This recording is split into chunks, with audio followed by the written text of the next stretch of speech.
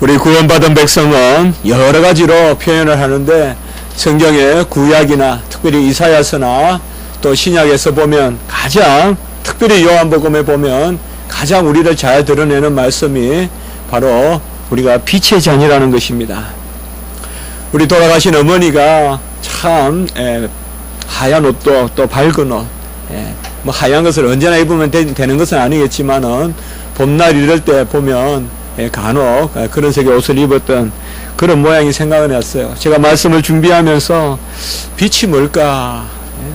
정말 저도 빛을 좋아하거든요. 밝은 거 좋아하고 바로 하나님이 우리를 빛의 자녀로 삼아 주셔서 어둠을 몰아내게 하시고 또 비진리를 몰아내게 하시고 생명의 빛으로 우리 안에 그렇게 살게 하셨습니다. 빛이 있기 때문에 우리에게는 새살이 돋듯이 생명의 약동함이 있습니다. 빛이 있기 때문에 우리는 썩지 않고 또 새롭게 그러한 곰팡이나 이런 것들이 우리 몸 안에서 자라는 것이 아니라 생명의 약동과 약진과 그리고 소생이 우리 안에 있는 것입니다. 빛은 알게 하는 것이요 빛은 살리는 것입니다. 그렇기 때문에 하나님은 빛이시고 우리는 그 빛과 사귄다라고 요한일서 1장 5절에 말씀하고 있습니다. 하나님은 빛이시라 그에게는 어둠이 조금도 없으시다라고 이렇게 말씀하고 있습니다. 하나님은 100% 빛이십니다. 우리는 오늘 이렇게 이 빛 가운데 광선 가운데 예배를 드리지만은 이것은 100% 빛이라고 할 수가 없습니다. 뭔가에 어두움의 구석도 있고 그늘도 있습니다. 그러나 하나님은 빛이시니 그에게는 어둠이 조금도 없다라고 이렇게 말하는 것입니다. 우리가 절망하는 것은 그늘이 있기 때문에 절망합니다. 내가 뭔가를 행하고자 할 때 그늘이 있고 소위 다크사이드, 배면이 있기 때문에 우리가 절망합니다. 그러나 하나님 앞에 나가면 모든 것이 앞에도 비치고 뒤에도 비치고 위에도 비치고 아래도 비치고 그늘이 없기 때문에 하나님 앞에서 우리는 온전하게 하나님의 자녀로 나아가는 것이고 6절 보면 우리가 하나님과 사귐이 있다라고 이렇게 이야기합니다. 바로 온전한 빛의 하나님과 우리가 사귐이 있다. 그렇기 때문에 어둠에 거하면 거짓말한다. 이렇게 이야기하고 있는 것입니다.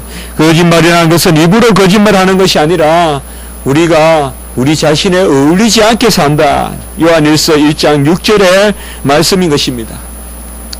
우리는 온전한 빛의 하나님과 사귐이 있기 때문에 우리는 빛 가운데 거하고 또 진리 가운데 거할 때 그때 비로소 우리가 하나님 앞에 온전한 백성으로 온전한 모습으로 살아간다는 것입니다. 그러면 이 빛이 어떻게 우리에게 역사를 하겠습니까? 그것은 요한일서 1장 7절 오늘 2장 우리가 본문인데 바로 앞에 보면 예수의 피가 우리를 깨끗하게 한다라고 이렇게 이야기하고 있습니다.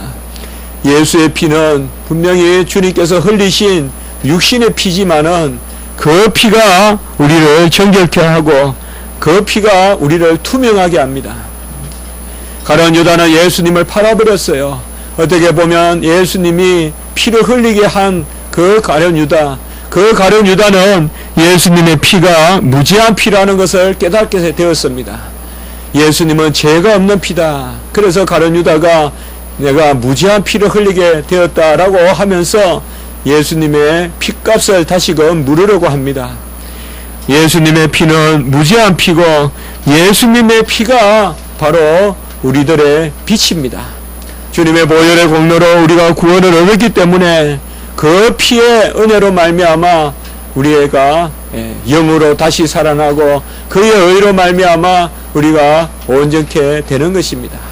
우리에게 모난 것이 없고 비뚱 것이 없고 오직 하나님께서 유월절 피를 바라보면 그 문설주와 임방의 피를 바라보면 우리에게 투명한 생명을 주시고 영원한 생명을 주시고 거룩한 삶을 주시는 것입니다. 이제는 누룩이 든 빵을 먹지 않고 떡을 먹지 않고 무교병을 먹고 썬나물을 먹었습니다. 다 이런 것들이 순수하다는 것입니다. 그래서 예수 그리스도께서 우리를 위하여 주께서 흘린 피, 예수의 피가 우리에게 임하기 때문에 우리는 전혀 밝은 그런 대속의 삶을 사는 것입니다. 그러면 우리는 이러한 예수의 피로 구속을 받았으니 죄로부터 완전한 것인가? 이것을 오늘 말씀을 통하여서 우리가 한번 살펴보려고 하는 것입니다. 하나님의 아들을 보내주신 것은 우리를 구원하기 위하심이요 우리를 거룩하게 하기 위하심인 것입니다. 하나님은 물에서 건지시고 그냥 두지 아니하십니다. 간혹은 좌절해서 혹은 떠밀려서 우리는 다 물속에 빠진 사람들이었어요. 다 물에서 빠져 죽은 사람들이요. 그 물에 빠진 사람이 내가 스스로 뛰어들었어도 죽게 되었고, 실수했어도 물에 빠졌고, 아니면 누가 떠밀었어도 물에 빠졌고, 어떤 사람들은 다 물에 빠져 죽은 사람들인데 주님께서 우리를 건져주셨습니다. 건져주셨으면 이제 우리가 다시금 이 땅에서 스스로 살게 두지 않습니다. 우리가 절망해서 물속에 빠져 있었는데 우리를 구해주고는 그냥 놔두신다면 또다시 우리는 물속으로 뛰어들어갈 수밖에 없는 그런 절망의 삶을 살 수밖에 없을 것입니다. 우리 주님은 우리를 건져주실 뿐만 아니라 자녀 삼아 주실 뿐만 아니라 거룩하게 하십니다. 우리를 그저 건져주셔서 그저 축축한 옛날의 옷을 입고 살게 하시는 것이 아니라 깨끗하게 갈아입혀 주시고 정결하게 씻어 주셔서 우리가 시온의 대로와 같이 밝은 빛의 대로의 삶을 살게 해 주시는 것입니다. 오늘 1절에 우리가 읽었던 말씀에 보면 우리의 대언자가 계시니, 대언자는 바로 중보자를 의미하는 것입니다. 우리의 중보자는 우리의 생명을 구원해 주시고 우리를 거룩하게 하시고 입히시고 우리의 걸음을 주장해 주시는 것입니다. 우리를 잠시라도 그저 두지 아니하십니다. 왜냐하면 십자가에서 우리의 생명뿐만 아니라 우리의 거룩을 위하여 모든 것을 이루셨기 때문입니다. 내 세포 하나하나, 내 눈동자 움직임 하나까지라도 주님께서 간섭하시고자 이 땅에 육신의 눈을 가져오셨고 이 땅에 육신의 몸으로 오신 것입니다. 우리를 위한 대언자는 그저 모범으로 오신 것이 아니라 우리를 위하여 친히 자기 자신을 주신 것입니다. 그래서 오늘 1절 후반부에 보면 의로우신 예수 그리스도시다. 같이 합니다. 의로우신 예수 그리스도. 이 말은 예수님의 성품이 어렵다는 것이 아니라 여기에 의는 예수님께서 우리를 위하여 다 공로를 치르셨다. 값을 치렀다는 것입니다. 성경의 의라는 말은 값이라는 뜻이에요. 그래서 예수님께서 우리를 위하여 디카이오시네, 헬라어로 디카이오시네나 말이 바로 너무나 중요한 말인데 의라는 말이거든요. 우리 헬라어. 그래서 그 의를 이뤘기 때문에 디카이오스, 의로우신 분이란 말이에요. 그래서 바로 우리 주님은 의로우신 분으로서 우리를 위하여 대언해 주시는 것입니다. 주님은 이 땅에 오셔서 모든 고난을 당하시는 그런 당하시는 순종을 하셨을 뿐 아니라 그리하여 우리의 죄를 사하여 주셨을 뿐만 아니라 모든 율법을 다 순종하시는 행하시는 순종을 감당하셔서 우리가 이 땅의 삶을 살 때 주님의 의에 힘입어서 거룩하게 행하면서 살도록 하신 것입니다. 나의 소망은 죄를 짓고 나의 소망은 울타리를 넘어서 남의 것을 훔치는 것이 아니라 나의 소망은 선한 삶을 살고 남을 구제하고 남에게 베푸는 거죠. 우리의 삶의 소망이 거기 있잖아요. 그것은 바로 내가 베푸는 것이 아니라 내가 사랑하는 것이 아니라 우리 주님께서 이 땅에 오셔서 모든 것을 다 행했기 때문에 그런 것이에요. 우리는 뭔가 하나님의 의에 의지하지 않고 내가 하려고 하는 일은 그것도 그것으로 말미암아 성취가 되는 일은 다 어둠의 그늘이 있어요. 세상의 것을 그저 세상의 것으로 취할 때는 다 어둠의 그늘이 있어요.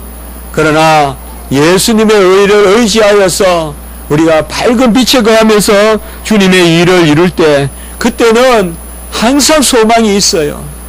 조금 부족해 보여도 연약해 보여도 당하는 듯 해도 세상에서 뒤지는 듯 해도 그러한 일은 하나님께서 우리에게 소망 가운데 이루시는 것입니다.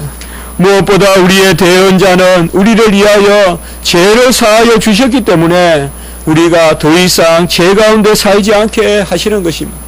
회개는 내 공로가 아닙니다.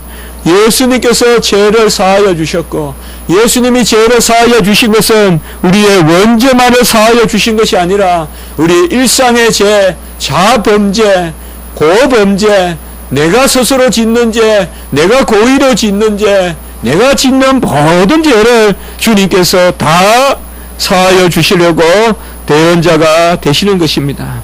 대언자가 뭐겠습니까? 바로 보혜사요, 바로 우리를 위하여 변호하시는 변호자, 옹호자라는 뜻입니다.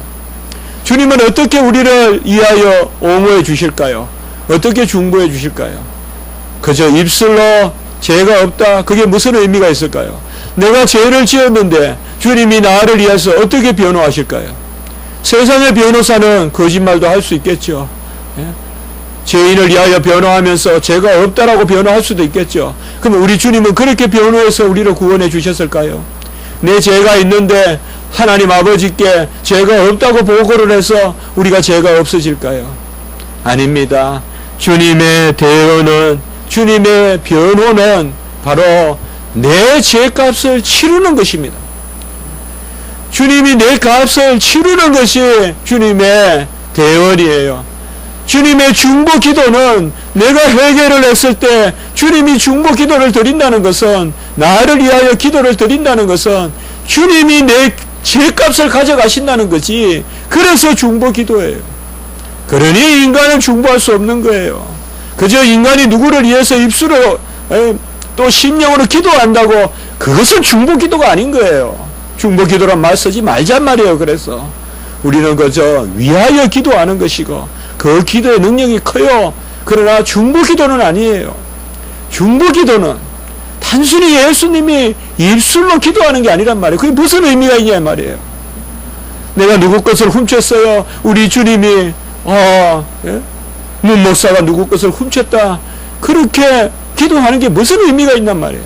주님의 보혈의 공로로 하나님께 나아가서 내가 이미 다 이루은 이 공이 있기 때문에, 공로가 있기 때문에, 의의가 있기 때문에 이 문목사의 죄를 사하여 주시옵소서라고 우리 주님이 기도하시는 것이죠. 그것이 바로 오늘 2절에 보면 화목제물입니다. 화목이라는 말은 죄를 사하여 주신다는 것과 의로 옷 입힌다는 것을 다 포함하는 것입니다.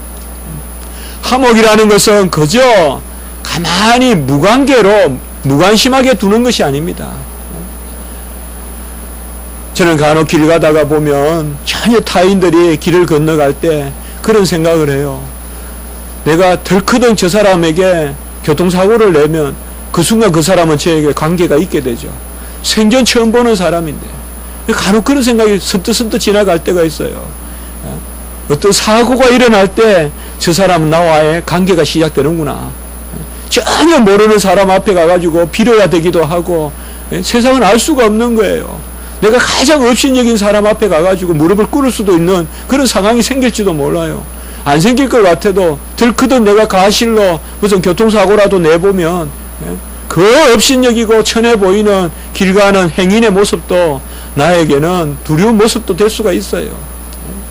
우리가 죄를 지었으면 하나님과 관계를 맺는 것, 이게 아니에요. 나는 하나님과 관계가 없는데 죄를 지으니까 하나님과 관계가 생겨서 죄를 사함받고, 이 정도로 맨날 생활하는 것은, 이것을 길 가다가 행인을 치고 또 죄 없는 거로 변상해주고 그러면 또 평화롭고, 그 정도 신앙생활을 우리가 해서는 안 된다.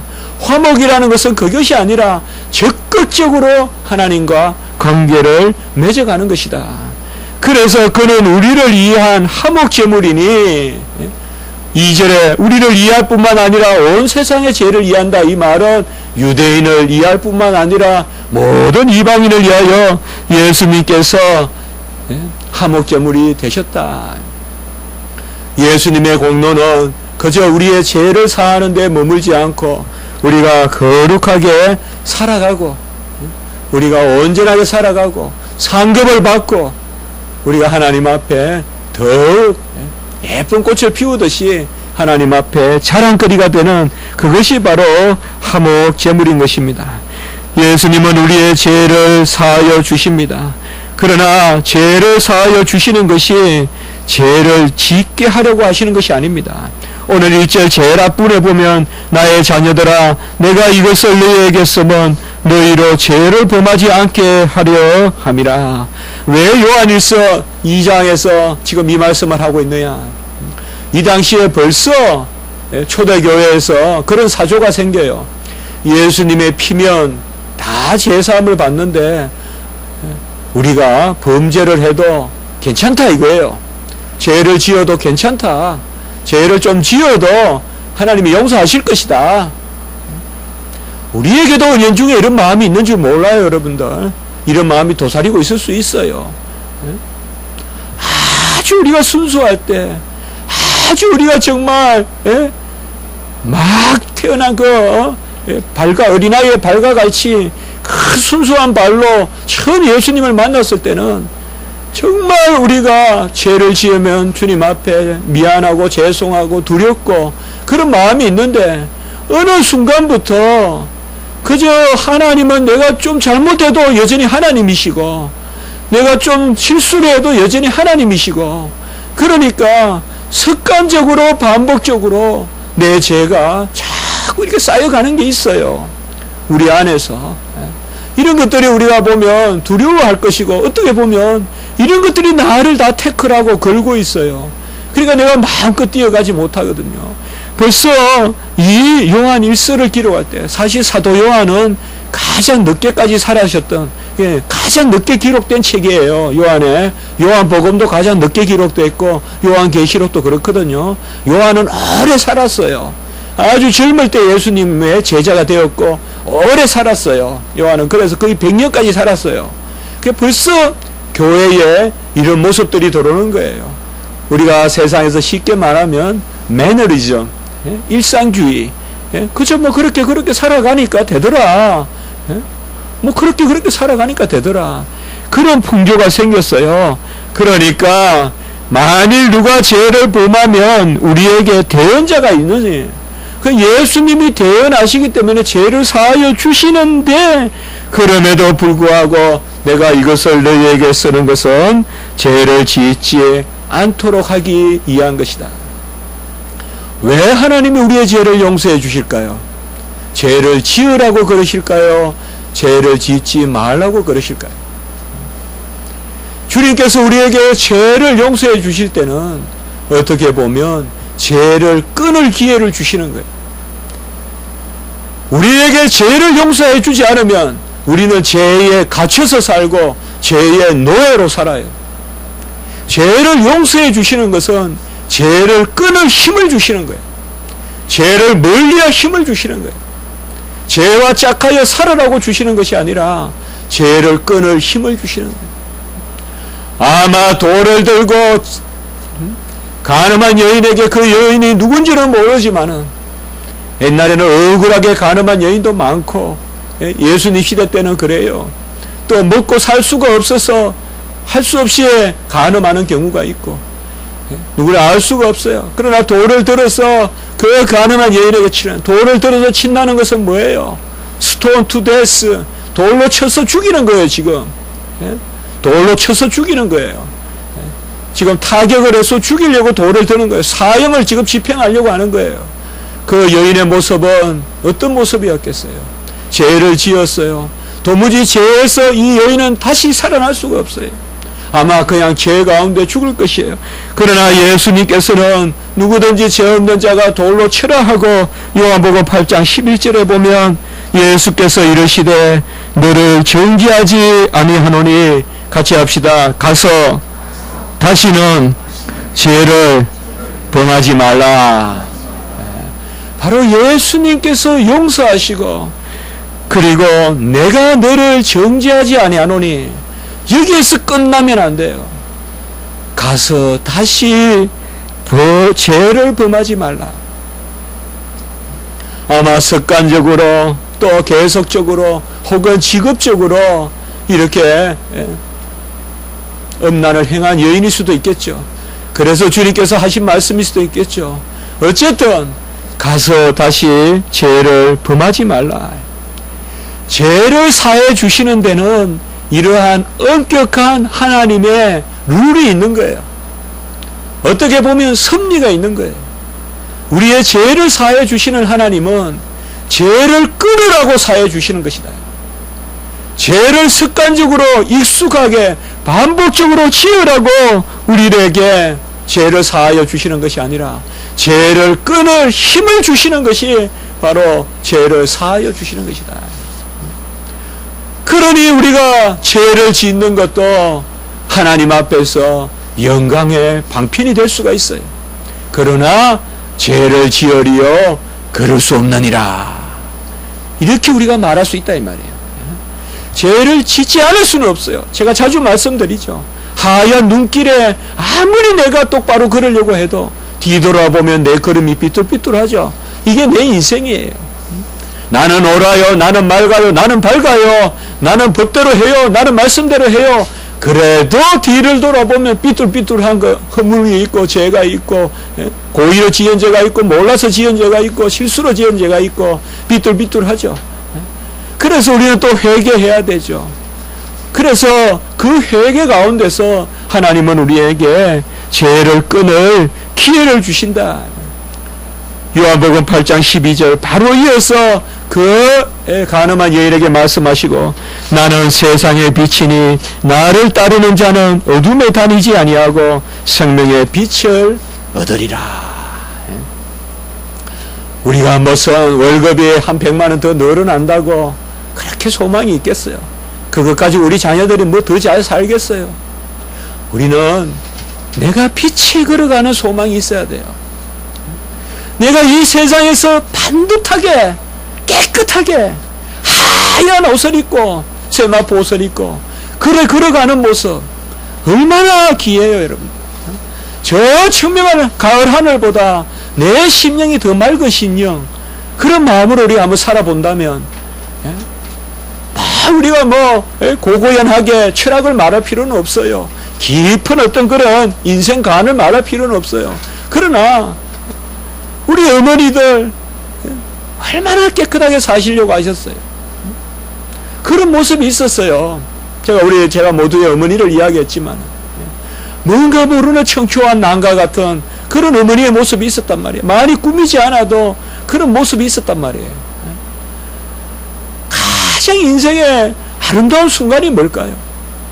우리가 공항 대실의 넓은 집에서 살았을 때일까요? 좋은 차를 탔을 때일까요? 몇백만 원 하는 수천만 원 하는 어떤 그런 액세서리를 내가 걸고 다닐 때일까요? 그게 무슨 인생의 큰 추억이 되겠어요? 기껏해야 사람에게 보이겠죠. 기껏해야 내 만족이겠죠. 그게 무슨 의미가 있겠어요? 그러나 내 자신이 빛에 거하면서 바로 주님께서는 우리에게 죄를 용서해 주실 때는 this or that, 이것이냐 저것이냐, 키엘케고르가 그렇게 자주 이야기했어요. 이것이냐 저것이냐 바로 결정할 기회다 이 말이에요. 그 능력을 주신다는 거예요. 우리는 아무리 로마서 7장 18절에 보던 선을 행하고자 원하나 원함은 있으나 행함이 없다라고 이야기했어요. 이게 사도 바울의 이야기예요. 선을 행하고자 하는 원함은 있으나 행함은 없다라고 이렇게 이야기했어요. 우리는 선을 행하고 싶어도 행할 능력이 없어요. 그런데 하나님은 우리에게 죄를 사해 주시거나 또 우리를 용서해 주실 때 그때 바로 선을 행할 수 있는 기회를 주시는 거예요. 하나님께서 우리에게 선을 행할 수 있는 기회를 주시는 거예요. 그렇기 때문에 죄를, 허물을, 우리가 연약함을 가지고 하나님에 나가고 그것으로 말미암아 두려워하지 마시고, 죄를 지어서는 안 되지만은 죄와 허물이 있다고 좌절하지 마시고, 그때 우리가 하나님 앞에 심중에 기도하시고, 주여 종은 여전한 이러한 연약함이 있고 허물이 있고 죄가 있습니다. 그때가 어떻게 보면 원함이 생기는 것이요 행함이 생기는 것이란 말이에요. 삭개오는 알 수가 없지만은 남의 것을 많이 훔쳤어요. 그는 세리라고 했습니다마는 그 당시에 왜 세리가 욕을 얻어먹었겠어요? 특별히 로마 사람들하고 밀착해가지고 가장 이스라엘 백성을 괴롭히는 사람들이 세금을 걷는 사람들이었어요. 그런데 삭개오가 예수님을 만났어요. 그것은 바로 죄를 용서받은 거예요. 그의 집에 거했어요. 그러니 삭개오가 뭐라 그랬어요? 내 재산을 절반이나 나누어 주고 혹시나 내가 훔친 것이 있으면 토색한 것이 있으면 4배나 갚겠나이다. 이 힘이 삭개오에게는 없었어요. 죄를 지은 사람은 죄를 넘어서는 힘이 없어요. 원함은 있으나 행함은 없어요. 가난한 사람을 도와주고 싶어요. 내가 훔친 것이 있으면 4배나 갚아주고 싶어요. 그러나 스스로 힘이 없어요. 그러나 예수님을 만나서 회개하니까 삭개오에게는 그 힘이 생기는 거예요. 사마리아 여인이 복음을 전하는 힘이 생기고 간음한 여인이 다시금 죄를 짓지 말라고 하는 그 힘이 생기듯이 내 생활을 바꾸는 힘이 생기듯이 습관적으로 간음하는 여인이 그것을 끊어버리는 힘이 생기듯이 삭개오는 평생 훔칠 줄만 알았지 남에게 베풀 줄은 몰랐는데 내가 훔친 것이 있으면 4배나 갚겠나이다. 그리고 내 것을 팔아서 절반을 나누어 주겠나이다. 우리는 바로 하나님께서 대언자를 보내주셔서 예수 그리스도께서 우리를 대언하시고 그가 우리의 화목제물이 되시기 때문에 화목하다는 것은 그저 죄를 짓고 멀리 있는 길 가는 행위를 치고 돈을 물려주면 또 타인이 되고 우리가 하나님을 그렇게 만나서 되겠냔 말이에요. 무슨 죄를 짓고 일이 있으면 하나님과 적각 관계를 맺고 또 그것으로부터 조금 하해가 되면 하나님을 멀리하고 이러한 만남이 돼서 되겠냔 말이에요. 화목제물은 그것이 아니다 이 말이에요. 우리가 계속적으로 하나님 앞에서 우리의 죄를 사하여 주시는 것은 바로 새 사람을 입는 것이다. 골로새서 3장 9절의 말씀에 보면 옛사람과 그 행위를 벗어버리고 새 사람이 된다 이 말이에요. 골로새서 3장 10절. 이것이 바로 예수님께서 우리를 붙드시고 인도하시는 것입니다. 우리는 하나님께서 아들을 보내주셨을 때 그저 죄를 사하여 주시는 것이 아니라 선을 행하고 의를 행하고 그렇게 이 땅에서 살아가라고 우리에게 주님을 보내주셔서 능력을 주신 것입니다. 오늘 4절에서 6절까지의 말씀을 정리해 보면 그렇습니다. 첫째로 주가 내 안에 산다. 두 번째로 주가 내 안에 산다고 한다면 우리도 주와 같이 행할 것이다. 셋째로 그 행함을 통하여서 하나님의 사랑을 확신하게 된다. 이것이 오늘 후반부의 말씀의 정리예요. 첫 번째는 내 안에 주가 산다고 한다면, 내 안에 주가 산다고 고백한다면, 두 번째는 주와 같이 살 것이요, 세 번째는 주와 같이 살 때 하나님의 사랑이 우리 안에 역사하신다. 5절에 보면 누구든지 그의 말씀을 지키는 자는 하나님의 사랑이 참으로 그 속에서 온전하게 되었나니. 이 말은 우리가 열심히 사랑하고 하나님의 말씀대로 사니까 하나님이 사랑한다, 그 말씀이 아닙니다. 그 말씀이 아니라 우리가 언제 하나님의 사랑을 확신하느냐, 그것은 우리가 주의 말씀대로 살 때 그때 하나님의 사랑이 우리 안에 확신된다는 것입니다. 우리가 몸을 움직여서 향기가 날 때 하나님이 사랑이라는 것을 확신하게 된다는 것이죠.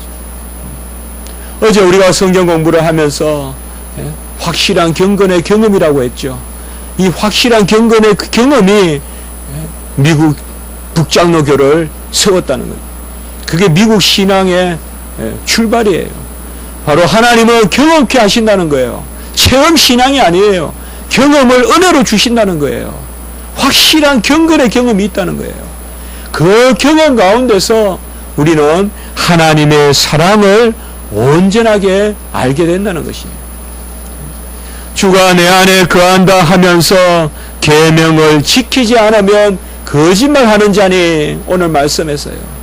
이 말은 주님이 내 안에 거하니 내가 주의 계명을 지켜라 윤리적으로만 생각할 것이 아니라 오늘 대언자가 계시고 화목제물로 주셨기 때문에 은혜 가운데 우리는 주의 계명의 말씀을 지키는 자리에 세웠다 이 말이에요. 그러니 움직이면 주님의 향기가 난다는 것이에요. 그때 우리는 하나님의 사랑을 확신하게 된다는 거예요. 이게 순서예요. 이게 순서예요. 주님이 내 안에 거하시고 그가 나의 대언자고 화목제물이시고 나를 죄에서 사해 주실 뿐만 아니라 그 정도 단계에 머무는 것이 아니라 내가 하나님의 뜻을 쫓아 살게 하시고, 그러므로 우리가 하나님의 계명을 지키지 않는다고 하는 것이 이상하다 이거예요. 그래서 하나님의 계명을 지킬 때 하나님의 사랑이 온전히 드러난다. 누군가가 저에게 묻는다면, 어떻게 하나님의 사랑을 확신하냐라고 묻는다면 저는 그렇게 말씀드리고 싶습니다. 영으로 움직이고 육체로 움직여 보세요. 움직여야 향기가 나잖아요. 바람이 불어야 향기가 나잖아요. 기도하세요. 영으로 움직이세요. 그게 기도죠.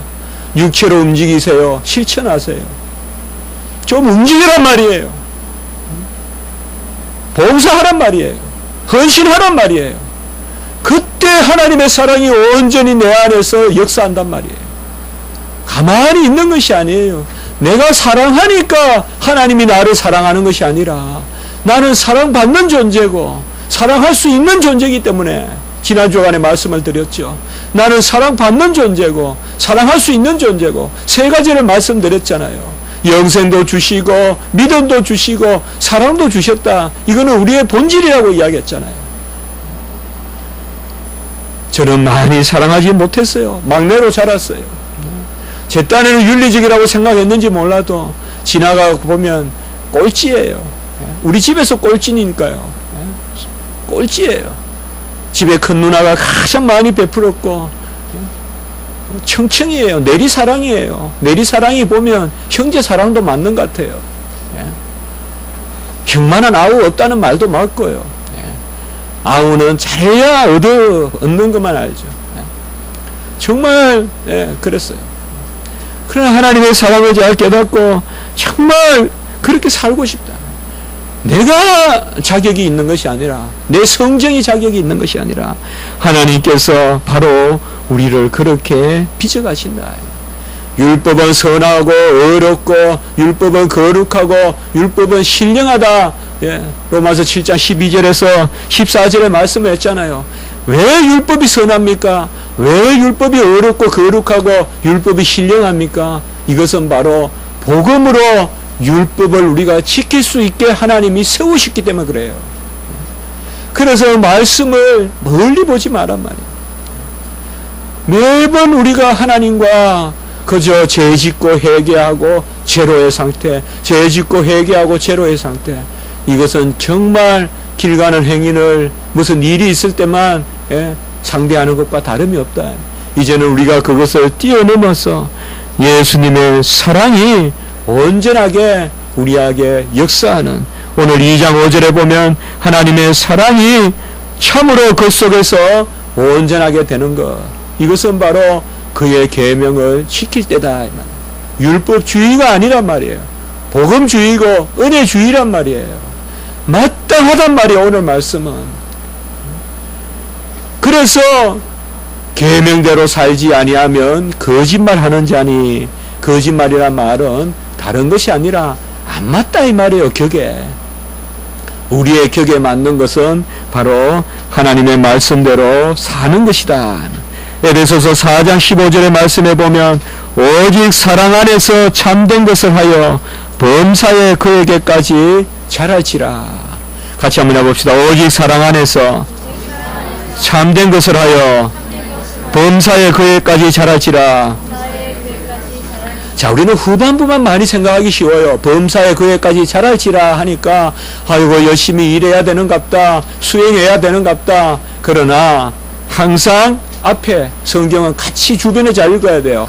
오직 사랑 안에서, 오직 사랑 안에서 참된 것을 하여. 내가 하는 것은 벌써 사랑의 그늘 아래서 하는 거예요. 그러니 내가 담대하게 힘을 내보는 거예요. 그러니 내가 주여 종을 사랑의 도구로 사용해 주십시오. 종도 이 일생의 삶을 살아가는데 누구와 같이 좀 구제하게 해 보십시오. 왜 다른 사람은 저렇게 많은 사람들을 국수도 해먹이고 사랑을 베풀고 장학금도 내고 하는데 나는 이 세상에 살 때 평생 내 것만 내 주머니만 챙기다가 그렇게 살아야 되겠습니까?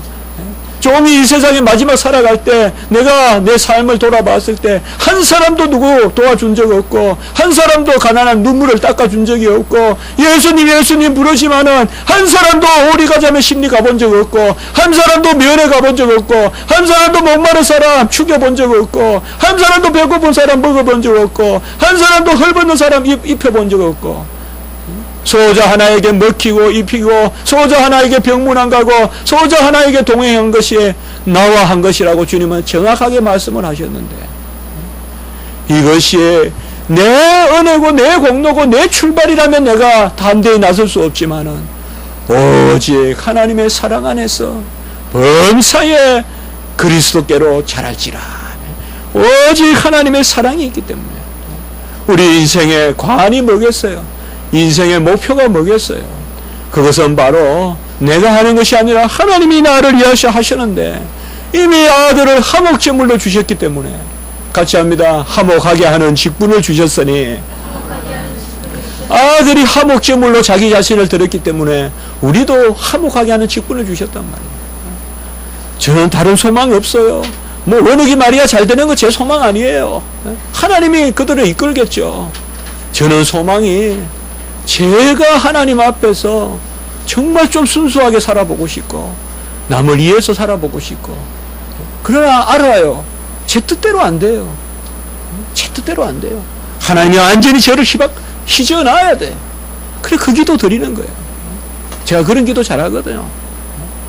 저는 성경에만 나오는 그런 인물로도 기도하지만은 간혹은 역사적 인물을 들었어도 산에 가서도 그냥 갑자기 그냥 칼빈같이 되게 해달라고 기도해요.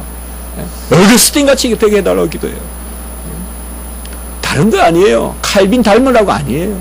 칼빈과 같이 은혜 주시고 어거스틴같이 은혜 달라는 기도예요. 칼빈과 어거스틴 닮자는 게 아니라 칼빈과 어거스틴을 사용했듯이 종도 그렇게 사용해달라고.